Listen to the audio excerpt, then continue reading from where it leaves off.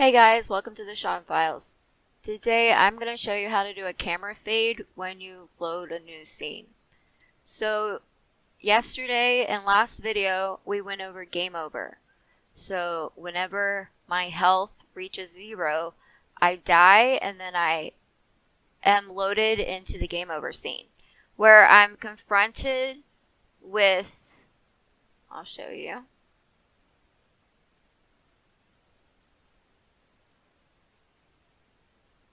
Where I'm confronted with two doors that I can choose from.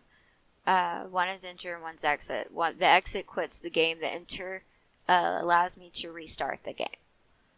So I'll go ahead and show you how that works. When I run into enter, I am now back into the game and it restarts. So in this video, if you notice that the camera does not fade when I do that, and so I'm going to teach you how to get the camera to fade so it seems a little bit more seamless and less jarring. So let's go ahead and get that started. I went over into my game over level. This is the level that we made in our last video, which is our game over lesson, lesson 13. So I'm going to go over to my enter level door blueprint, and what I'm going to do is I'm going to create a camera fade. So we did this in our last video where we said we made a box for our door, so it's a collision box, and it's right here. And whenever our character, which is our first person character, which we casted to, we also pulled it up right here by getting actor of class and then promoting it, where it created a variable in our components, which is a BP first person character, which is our player, the first person player that we're playing as. It's going to check to see if the other actor that overlapped our box is our first person player. Then it's going to open this level by name. So how I did that is when I saved my levels, I just copy the name by renaming it and then just copying that name, doing Control-C, and then I cancel it so that I can get the correct name of the level that I want to load. And then I just paste it in here. And so it's going to load that level. But it's going to be a little jarring unless you add a little camera fade. So let's go ahead and do that real quick. So what we're going to do is we're going to get player controller. And this is our player, and we need to drag our player into the scene that we created in our last video. If you need to make your own, all you gotta do is just add in. You gotta go through the steps of getting player of class, or getting actor of class. Sorry,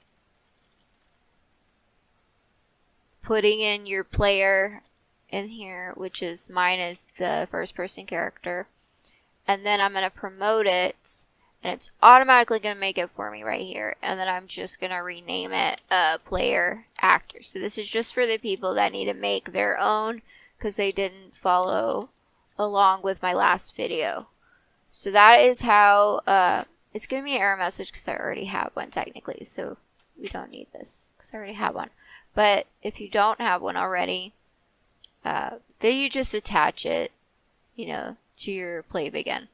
And then over here, you're going to create a box, collision box. You're going to make an actor. You're going to add a collision box on there. Then you're going to go over here, click on begin overlap, and it's going to pull up a box like this. This is our end overlap. We don't actually need that, but I'm just showing you. You just click on it, it pulls it up, and then you're going to pull up cast to first person character, which is over here, cast to BP first person character, and then you just attach them, just like this. And then you're going to pull up open level, and then you're going to put in your level name in here. whatever level that you named it or saved it as. So now let's finish up our camera fade. I'm gonna get player controller. We're gonna get player actor, and we're gonna connect that. Drag that over here. Let's just highlight, press Q, line it up. Alright, pull up start camera fade right here. And it's automatically going to pull up your player camera manager. And it looks like it's already hooked it all up for me. And then I'm going to drag from cast to start camera fade. And then I need a little bit of a delay on this. So it just doesn't happen right away. It fades first and then it opens the level. So I need to decide like how long I want that to last. And then make your duration the same. Alright, so we're going to be going from, I believe, white to dark. So I believe it would be 1 and 2 alpha and then 0 from alpha. So this is white to black, I believe. Let's test it and see if this works. So when I enter into this level door, it should fade. And then I enter the level. So there it fades, and then I enter the level. It looks like the timing wasn't perfect. The timing needs to be a little bit better. So I'm just going to play with the delay a little bit, or the duration, depending on what I need it for. So I'm going to lower that a little bit and see if that helps things on the delay. Enter.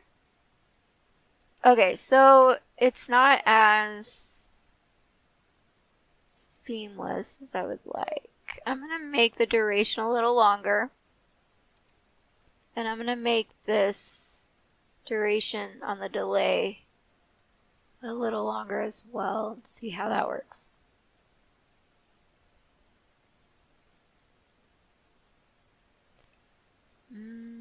That was not very pretty. Yeah, that doesn't give it enough time. I'm going to make the duration less than my delay. See what that does.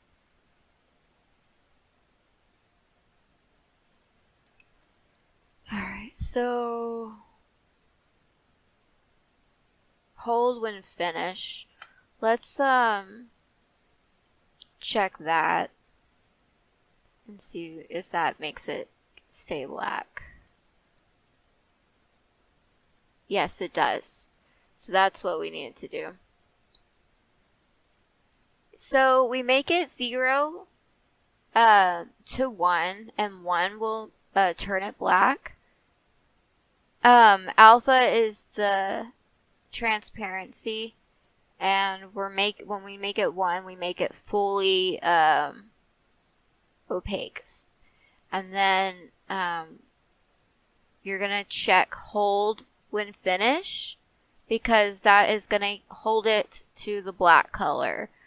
So that as it delays to open level, it just stays black until we're into the new level. So let's go ahead and just test that out one more time.